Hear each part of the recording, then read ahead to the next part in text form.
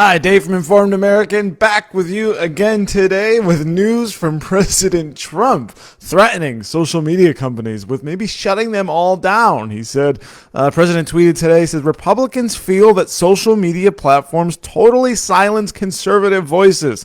We will strongly regulate or close them down before we can ever allow this to happen. We saw what they attempted to do and failed in 2016, and we can't let a more sophisticated version of that happen again. Just like we can't let large-scale mail-in ballots take root in our country. It would be a free-for-all on cheating, forgery, and the theft of ballots. Whoever created this would likely win. Likewise, social media, clean up your act now. So the president threatening to shut down social media companies over bias.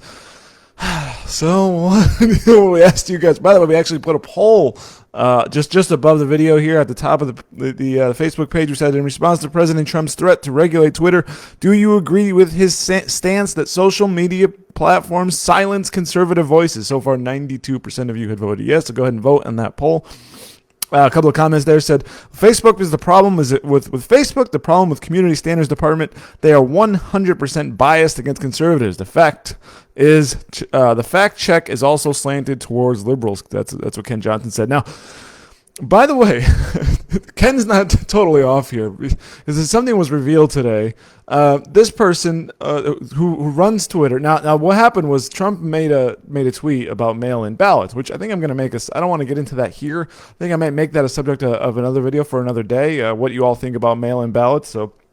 Just leaving that aside for now, Trump doesn't want any sort of large-scale mail-in ballot system. And underneath that tweet, Twitter inserted this little link underneath the president's tweet saying, click here for accurate information about mail-in ballots. And, of course, it went to something saying that there's no such thing as voter fraud, and there's nothing to worry about with mail-in ballots, just fine.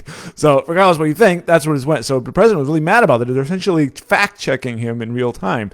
Now, there was something, this comes from John Levine, a journalist, who says, this person is the head of Twitter's site integrity. And the man's name is Yoel Roth.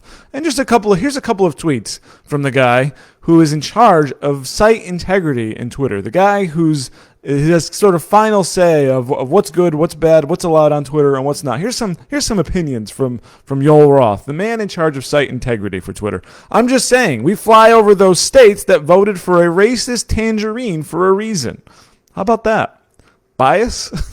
Is this person unbiased? Here's another one. Yes, that person in the pink hat is clearly a bigger threat than your brand of feminism than actual Nazis in the White House. Twitter's head of site integrity called President Trump a Nazi. Is he biased?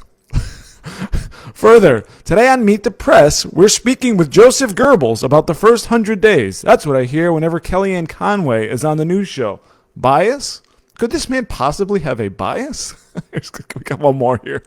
How does a personality-free bag of farts like Mitch McConnell actually win elections? That comes courtesy from Yoel Roth, head of Twitter's site integrity. That is who's in charge of which way do we want to tilt things. And I know there's no such thing as unbiased.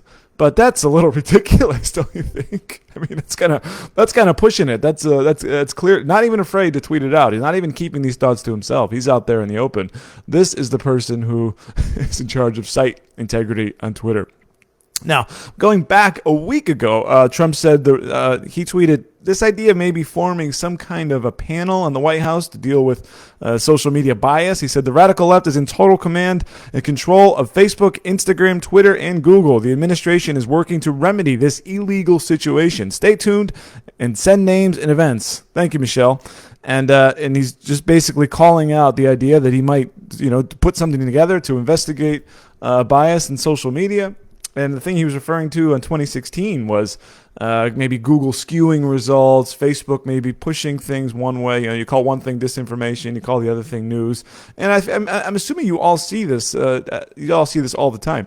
Now, meanwhile, while they're censoring or while they're fact checking the president in real time when he's against mail-in ballots, when they've got a link saying, "Don't worry, mail-in ballots are fine."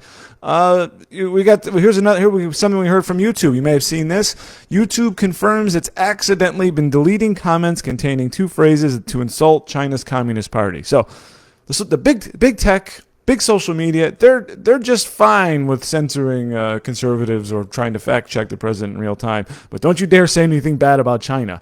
No, we want to protect the Chinese here, and so you could see why people get so mad about it. And I mean, what do you guys think? I mean, should there be more regulations on social media? Should there be something here that protects the speech of all Americans as long as it's legal speech, or do these companies have a right to be as biased as they want? We asked a couple of questions here, John. We asked the question here: should Trump shut them down? And I don't think he's gonna. I mean, he's not gonna shut them down. I don't think. It's a threat. But I think the regulation is something that could be that could be in the offing. John Ward says he can't, but if he tries, we should remove him from office right now. No need to wait until November. And Kelly here in the chat here. Wow, bias is right. Site integrity management needs to go down. Yeah, this guy Yoel Roth, the guy who calls the president a Nazi, is in charge of Twitter's site integrity. How about that? I mean, it's just it sounds fake, right? I mean, but these are real tweets. They're still up, by the way. You can go search them yourself. You can go find out all about this guy and what he thinks. He calls himself a proud Democrat, a proud liberal. Barry Wilson says these media outlets are really just lie factories. They should be shut down for spreading propaganda to a vulnerable bunch of Democrats who will hear these lies and think it's the gospel truth. John Buss says, I don't think he'll stoop to that level. Christy Everhart Thomas says the question is, can he? No, he cannot. David Johnson says that's not under his authority. It's under the First Amendment. Somebody should change his diaper. The rash is making him cranky again.